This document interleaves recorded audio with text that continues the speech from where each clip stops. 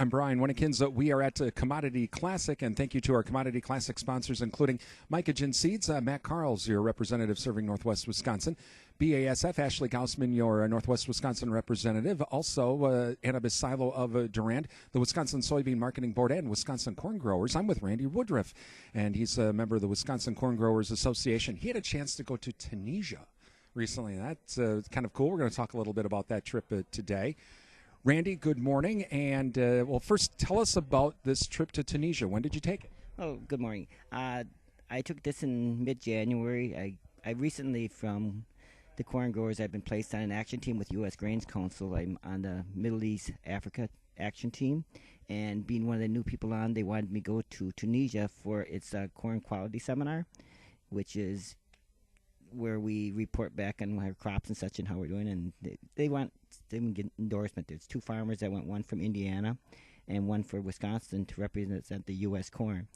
And we went and told them about our operation. I explained I'm a fourth-generation farm and farm with my brothers, and kind of let them know how we harvest our crop, the conservation practices we use, and the type of drying do, how we try to lower those temperatures down so we get that higher quality corn coming through, and give them some confidence in the product that they're buying. And while you were at this event and in this seminar, what were some of the things? Some of the other things that you were finding out about and talking about with the folks from Tunisia? Well, we took some other tours. We actually, the U.S. Grains Council had grant money that they had brought along, that we had went to a signing at it's called Education Center for them, where there's some grant money that they signed on. The papers were there, but we went and toured the facility. They show in the school, and it's surprising the amount of equipment they have. The grant was for equipment and education to further help the students. I mean, the teachers and the equipment. You could see a microwave once in a while, but it's pretty much, some of the buildings didn't have glass in the windows, but the people there seemed to want to study. But some of the classes were about 80% women and 20% guys, so it was surprising the numbers that they had there. Wow. So what were some of the other things that you learned from this trip? We toured a grain facility where we went through, and it was a crushing mill there, where they got soybean oil off, and they also had a grain making the feed. They have a lot of poultry and aquatic farms, and then it's starting to get more and more dairy, but mainly sheep and poultry are their big production over there.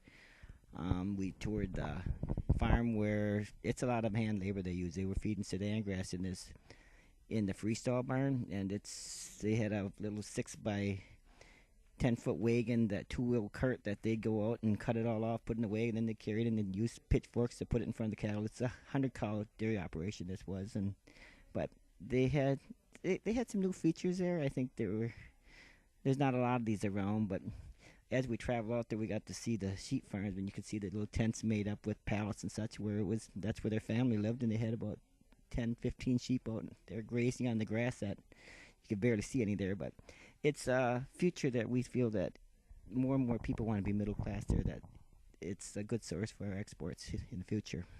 Again, talking with Randy Woodruff. He's a member of the Wisconsin Corn Growers Association and also U.S. Grains Council. He had a chance to go to Tunisia recently and tour some of the farms there and learn a little bit more about that country.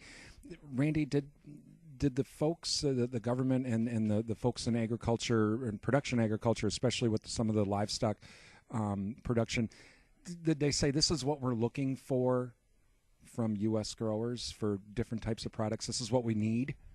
Well, that's what we're hoping, that by building this infrastructure, that it makes, yes, they're in dire need of the infrastructure. I mean, because there's a lot of people that don't have food, and I know their workforce, that's a lot of the problems with where they're having the riots there, where the security is necessary because people don't have jobs, and the more that they can get more dependent on their facilities and have more grain operations, it's some of these dairy farms, the more people they hire, the safer they feel, because of the people trying to break and rob from them. There's some danger over there too, but they need to have that make themselves more sufficient on what they have with the people they have for their workforce, and it's in dire need over there. Were you absolutely shocked when you saw what you saw there, compared obviously to the United States and Wisconsin?